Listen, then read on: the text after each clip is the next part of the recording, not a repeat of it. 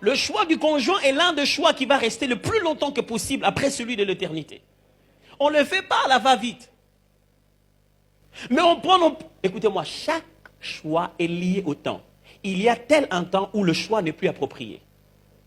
Je dis ceci. Chaque fois qu'il faut choisir, il y a la meilleure période pour le faire. Quand vous sortez de là, le choix devient beaucoup plus difficile. Quand vous faites ça avant cela, vous aurez des conséquences.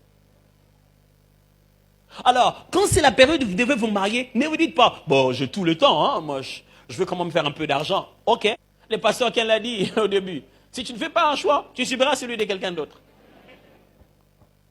Chaque choix est lié à un profil. Et ce profil-là est dans celui qui choisit.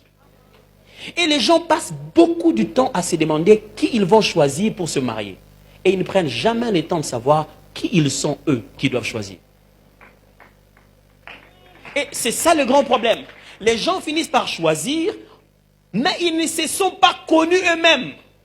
Frères, sœurs, si vous voulez épouser quelqu'un qui ne s'est pas bien compris, n'osez pas. N'osez pas. Pourquoi? Parce que c'est la mauvaise image qu'il a de lui qui a créé ton image à toi. C'est clair dans la Bible. La femme est sortie de l'homme, mes frères. C'est comme ça que se passe le choix de conjoint. Ça sort de moi. Nadège, c'est moi au féminin. Non, il ne faut pas dire ça. Ok, ça va. C'est-à-dire que je regarde à Toms, je regarde ce qu'il a et ce qu'il manque. Je connais à Toms, je connais son présent, je connais son avenir. Je sais ce qu'il aime, je sais ce qu'il est. Ce qui donne l'impression d'être, mais ce qu'il est vraiment. Vous savez, dans le mariage, vous êtes vous. Si tu me donnes l'impression que non, toi tu sais résister à la fin. Mais chez toi à la maison, tu vas être toi-même. Un ami me disait, il arrive chez sa sœur et il trouve son beau-frère fâché. Il dit, qu'est-ce qu'il y a? Chaque fois que les enfants préparent, on mange vite. Mais quand ta grande sœur prépare... Alors, si tu te trompes, tu crois que tu es l'homme en veste les dimanches ici. Tu crois que tu es la concordance de tes habits. Tu crois que tu es la jeune fille que tu penses que les autres pensent que tu es. Tu vas mal choisir. Pourquoi? Parce que les gens se marient mal parce qu'ils veulent associer deux images et non deux personnes. Le mariage, c'est 3 plus 3 qui font un. C'est un mariage d'esprit, d'âme et de corps.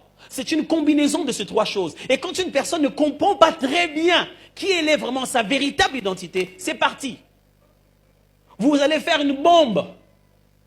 Frère, le plus grand secret dans le choix du conjoint, c'est celui-là, frère. Ça n'a rien à voir avec le critère. Qu'est-ce qu'il a, qu'est-ce qu'il n'a pas. Vous savez, quand ma femme et moi, on s'est mariés, il y a quelque chose de bizarre, parce qu'on travaillait dans la même entreprise, on y travaille toujours. Entreprise, c'est peut-être pour soigner les termes. Dans un même groupe musical. Voyez. Et les combes, moi j'étais coordonnateur adjoint aussi chargé des activités spirituelles. Elle était chargée des finances. Donc, elle connaît mon salaire. À un moment, disons, chargé de la caisse en fait. S'il y a un salaire, il faudrait qu'il en ait encore.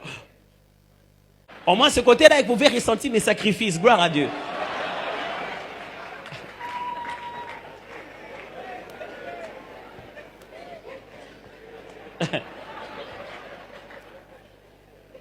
Alors, qu'est-ce qui se passe à ce moment-là? Elle sait qui je suis. Mais je lui dis, bon, ma soeur, voilà. Vous avez compris. Ça. Non.